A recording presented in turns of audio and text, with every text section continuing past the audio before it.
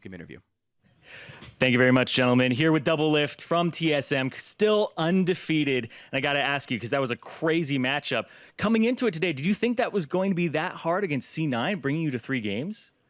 Yeah, definitely. We were looking at C9's games, and we saw the initial hiccups that they had was mostly because they not very comfortable playing with each other, or maybe they just traveled back to NA from Korea. But man, we knew that there were going to be monsters coming in, so I've never come into a game expecting to win, and especially against C9, I think they're super good. This series definitely showed they're way better than even we expected. And we saw that they won that game too, and then they still swapped out supports. Was that a little surprising for you in that bot lane? Yeah, definitely. I think Smoothie definitely just plays better than Bunny in lane. He pressures me on most of the CS, and Smoothie has a better roaming sense, I guess, because that game they're really pressuring Bjergsen mid. And they were constantly making miss 3 to 4 CS per wave because they just pushed me up, out-traded us, and then they went for mid pressure. So I thought it was really strange because that was primarily the reason why they won game 2, and then they swapped them out for game 3. I was really confused. And so about that, you just want to face, which one would you rather face? Because one of them's crushing you in lane, you're playing for lane more, and one of them's crushing you in the game. So which one is it? Oh, I would much rather play against Bunny. I think it's just easier, obviously.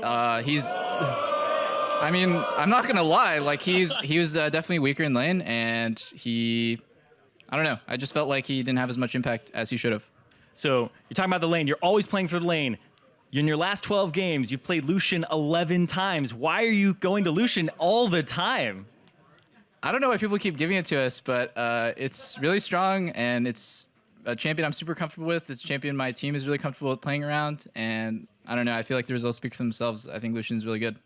And you're talking about comfort there. Your team looks incredibly comfortable, still undefeated right now. And you guys are taking a lot more risks, and you look very confident. What has enabled TSM to change from that regular spring split team into this team? And why are you guys taking so many risks and they're paying off? Well, last split, I think we got used to losing a lot. And not only did we get used to losing a lot, but we got used to losing really slowly. And I think that's definitely the most demoralizing thing is when you're afraid to take risks, when you're afraid to just hit the go button and do it. So this split, we were just really just talking about ourselves wow, what is TSM? What is the team that TSM represents? And it's a high-risk, aggressive team, Baylife. All right, final question here, Double Lift. Looking forward, your next matchup is up against Envy, other undefeated team currently, and they have Seraph in the top lane. What are your thoughts on that team as well as your former teammate? Ever since Seraph refused to shake Svenskjæren's hand, I've been kind of waiting to get revenge. So I think it'll be pretty good game to watch. Let's just put it that way. What's your prediction on the best of 3 result? Well, we're undefeated so far, so obviously I expect us to win. I also expect Envy to be very good, but obviously I have full confidence in my team. I think we're the best team right now, and we will be in playoffs too. All right, thank you very much, Double Lift. Congratulations on staying undefeated. And now we're going to throw it over to Dash and Jat without a desk to get the analyst underway. Yeah. What do we do? Whoa. No, anyway, thank you very much, Zyrene. Valiant effort from Cloud9 there in their best of 3 against TSM.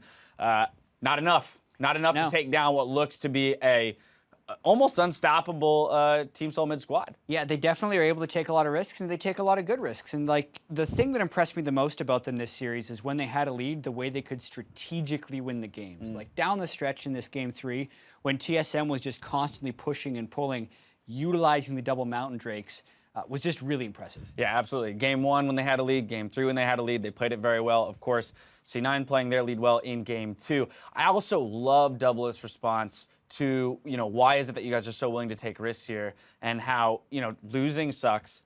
Losing slowly is even worse and demoralizing. So as a team, we made the decision, even if we're behind, lose fast. Yeah, exactly. We might as well make plays, and I think that's very empowering to the squad, and it is showing. Even when they are behind, they're willing to make the plays, and then when they're ahead, that's where they really take control of the game because they're like, well, we're ahead now, we can make any play. Yeah, it's like a personal preference of mine. The teams that take a lot of risks because they're behind. It's by no means the tried and true best way to play League of Legends because you look at a team like SKT when they're behind, they actually would rather lose slowly and just wait to get to close goal lead and then crush you. But for the personalities on TSM, Bjergsen always wants to be really aggressive. Double Lift always wants to be really aggressive. And they found a support that fits that style. So I think all those things in combination are just working quite well for TSM right now diving into the game, you look at champions that they're putting double lift on, like Lucian. I mean, very much his favorite champion this split. He was vocal about it in that interview. But I think that is tethered to this idea that they're going to be aggressive. They're putting him on a champion that can, dodge and weave and really be in the fight, as opposed to having to be a Jhin on the outside or an Ashe and being more supportive. Exactly. And he just builds like 16 longswords and his build is done. So like he's never no having, attack speed. Right? Well, speaking of like being able to go fast, is he can just build up the damage right away. The Ghostblade Black Cleaver build has such a smooth power curve and it's so strong early that he's always in a position to be aggressive. So I think he actually has been practicing. He must be practicing a ton of other AD carries, and Team was kind of giving it to him because there's so many other priority picks for TSM. But like you said, that pick and that build fits very well with their success. Yeah, so now as we move into the game, the actual gameplay itself, TSM came out with a slight early lead like they did in Game 1. It was a little bit tighter through that 20-minute mark than it was in Game 1.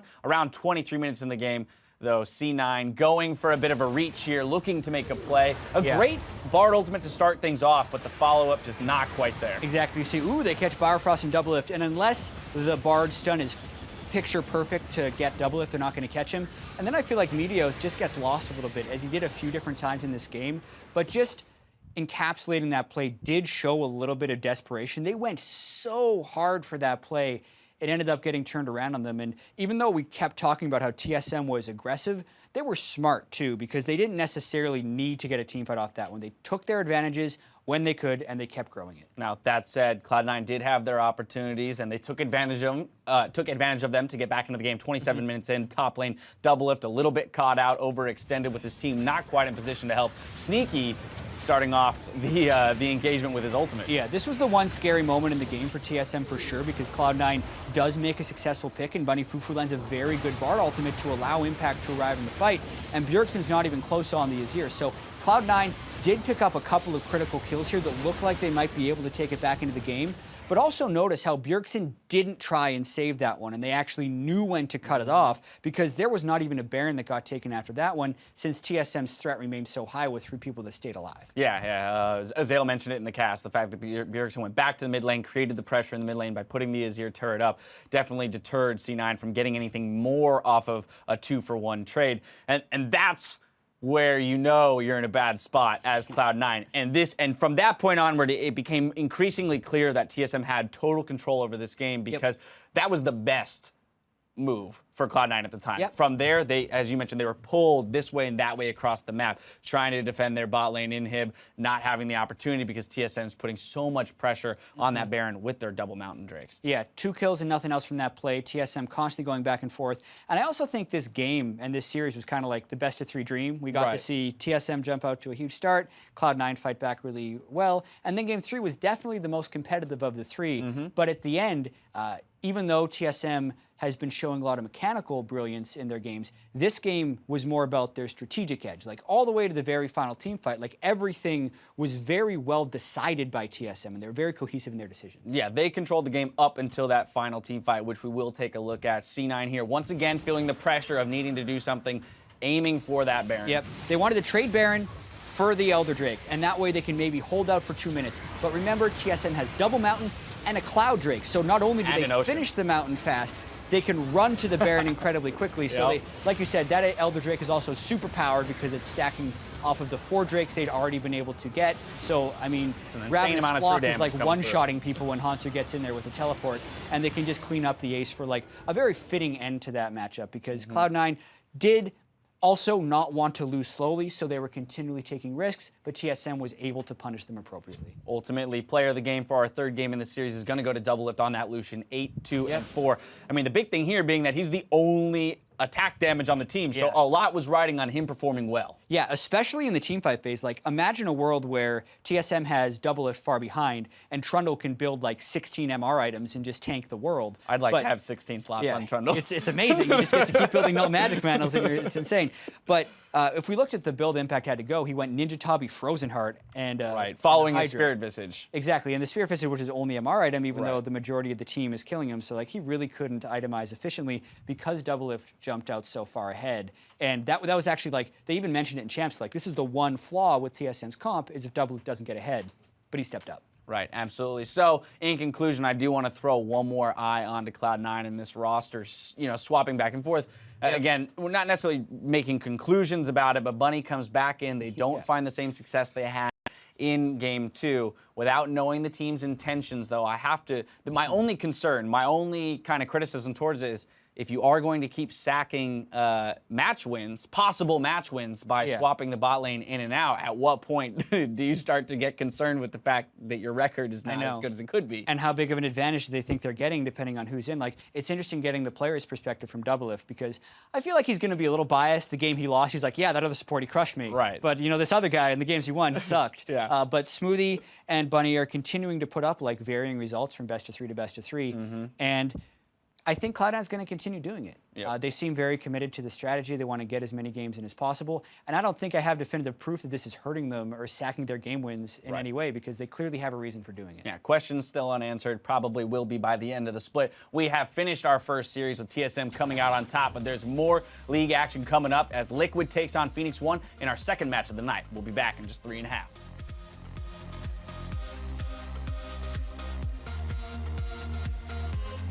Guys. Change. Welcome At the same time. At the same time. Wait. 2, 1, go. Holy moly.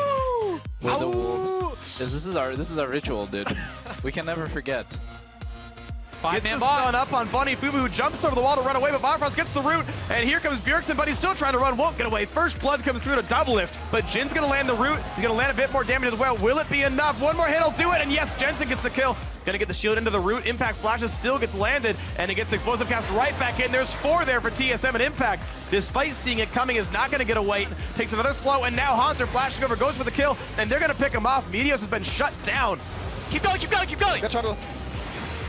Chase. Chondo.